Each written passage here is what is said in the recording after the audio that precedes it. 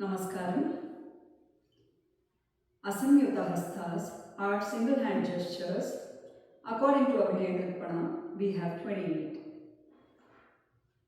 Pataka, Tripatako, Ardhapataka, Kartari Mukha, Mayurakhyo, Ardhachandrascha, Arada, Shukatundaka, Mushtischa, Shikarakyascha, Kapitta, Katakamukha, Mushtischa, Shikarakyascha, Kapitta, Katakamukha, Mushtischa, Shikarakyascha, Kapitta, Katakamukha, Suchi, Chandrakala, Padmakosha, Sarpashirastata, Mrigashirsha, Simhamukha, Kambula, Alapadmaka, Chaturo, Brahmara, Hamsasyo, Hamsapakshaka, Sandamsho, Mukula,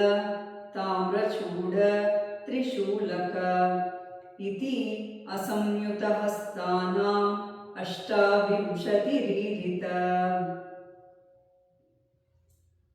Samyutahastas are two hand gestures. According to Abhinay Darpana, they are 24.